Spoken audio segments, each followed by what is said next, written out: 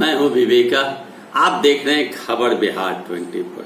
आपका प्रेम प्यार स्नेह लगाव हमसे आपको ज्यादा है ऐसा प्रतीत होता है। आप हमारे वीडियो को देखते हैं और हम सब प्रफुल्लित होते हैं कि आप हमें प्रेम प्यार स्नेह दे रहे हैं। हमारी टीम मेहनत करती है और आप तक समाचार पहुंचाने का प्रयास करती है। कुछ निजी कारणों से आपसे मैं रूबरू नहीं हो पाता हूं तो यह अलग बात है। तो आज मैं जो विषय लेकर आया हूं कि बिहार में 2 उपचुनाव होने हैं 2 सीट पर। एक है मुंगेर का तारापुर विधानसभा और दूसरा है दरभंगा का विधानसभा कुशेश्वर स्थान। तारापुर के मेवालाल चौधरी की मृत्यु हो गई और कुशेश्वर स्थान के शशिभूषण हजारी की मृत्यु हो गई। 2 सीट खाली हुई, दोनों सीट जदयू के हाथ में थी। 2 विधायक जदयू के घट गए। अब उपचुनाव में रस्साकसी चल रही है।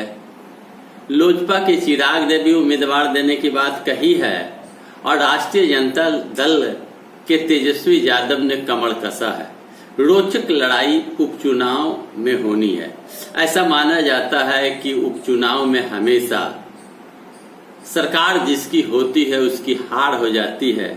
अब देखना यह होगा कि बिहार के इस 2 विधानसभा सीट पर जो उपचुनाव होगा उसमें क्या जदयू फिर जीत पाती है या राष्ट्रीय जनता दल पटकनी देगी।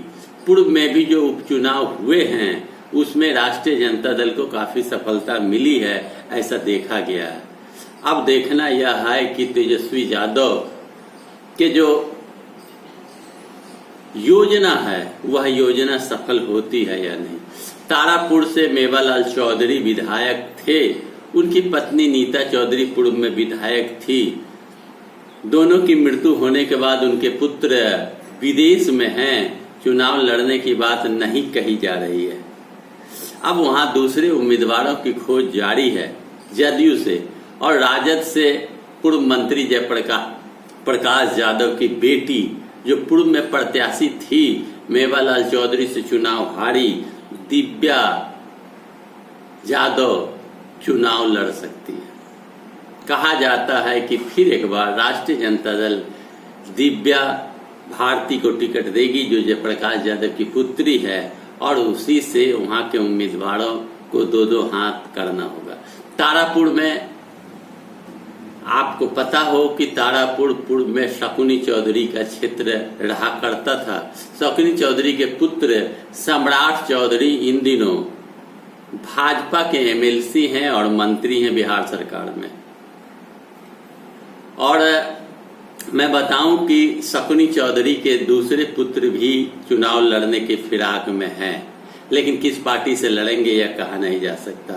तो शकुनी चौधरी के उस क्षेत्र को भेदने का काम किया मेवालाल चौधरी ने। अब उस क्षेत्र को जीतने का प्रयास जयप्रकाश यादव की पुत्री कर रही है।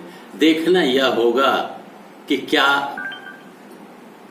जदयू कोई नए उम्मीदवार को उतारते हैं और नए उम्मीदवारों पर वो दाव खेलती है जदयू, या दिव्या इस बार बाजी मार लेगी।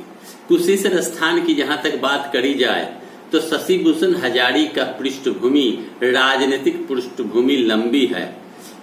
शशिभूषण हजारी की मृत्यु होने के बाद उनकी पत्नी की भी मृत्यु हो गई। लेकिन जैसा सूत्र के हवाले से कहा जा रहा है कि शशिभूषण हजारी के पुत्र अमित हजारी को जदयू ने अधिकृत किया है कि वही चुनाव लड़ेंगे कुशेश्वर स्थान से।